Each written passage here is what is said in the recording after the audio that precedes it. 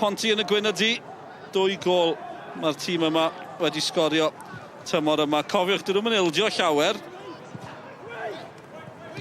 Cummings at Hunt, mae'n gol o'r diwedd! Pontypridd yn taro. Croesiad, yr ithbol o dda gan Cummings. Triag at Hunt, peniad gwych. Dim cyfle efo not yn y gol. A dwi'n siŵr fod Tony Pennac yn hapus iawn efo amddiffyn yna.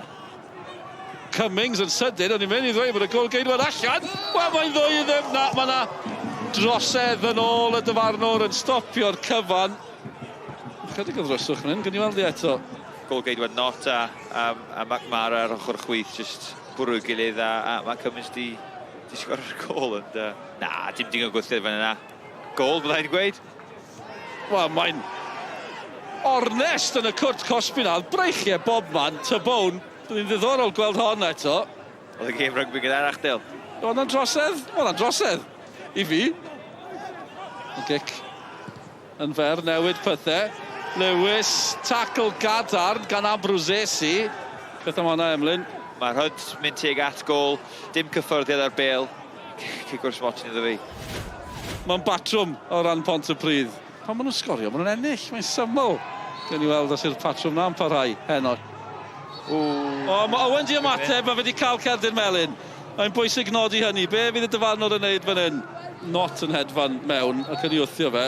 Mae fe'n ymateb, mae fe'n codi fraich. Chwaraewyr Pontypridd yn gwybod yn iawn beth yn neud. Fi'n credu bod e'n mynd cerdyn melyn fan hyn, achos mae Lewis di cael un, mae Owen di cael un. O, chi'n gweld hi'n dod? O, chi'n gweld hi'n dod? Cerdyn coch sy'n dilyn. Mae nhw lawr i 10 dyn. Ti just methu wneud yna ar yn y bryd, Del, yn anffodus. Not at Hunt, symudiad da, Caradogan! Ar garlam! Ar gol! I Pontypridd! Symudiad hyfryd ac am y tro cynta tymor yma. Mae'n wedi sgorio 2 gol mewn gêm. A mae hwnna'n hyfryd. Your manager, Andrew Stokes, said he was relieved when the second goal went in, which is your goal. I think we're going to see it now, actually. You can talk us through the goal if you want, Jack. I can't really remember too much. I was so tired. I remember just screaming for it to get cut back, yeah. And then a weak foot hit the target, and that's all I can ask for when it went in, luckily enough. But no, buzzing. There's been so much talk this season, obviously, about the lack of goals that Pontypridd have been scoring. Yeah. The fact that you've got 2 tonight. Do you think this could, I guess, kickstart a bit of momentum in terms of your attacking? No, 100%. That's what we needed to take the pressure off a little bit, you know. I think going into the games, we were expecting too much of ourselves to score, like it wasn't happening naturally.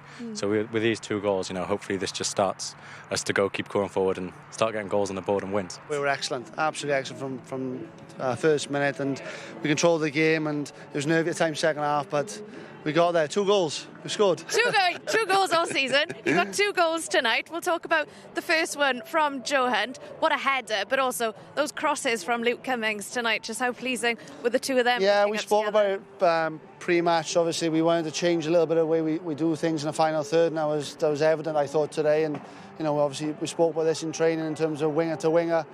And again, great timing, great header. So, yeah, we're really pleased. Still just the 2 league wins. Tony, what do you think's not clicking at the moment? What do you put it down to? I know it's a big question, but... We're only a point behind where we were this time last year. So we need to have the run that we did the second half of phase 1 last season. It's tough. I'm not going to lie, you know, we're missing key players, but so are Pontypridd. You know, they've got 3 key players missing this evening. We played with a lot more freedom when we went down to 10 men, and, you know, I don't like to put shackles on the boys. We want them to play. They're good footballers. They're very young, and their age does show at times against more experienced teams. And it's something that we talk to them about, not being naive and learn to play the game a certain way. And you know, it's something some of them are learning. Some of them will take a bit longer to learn that. But in terms of playing football and being brave on the ball, I thought we were very brave.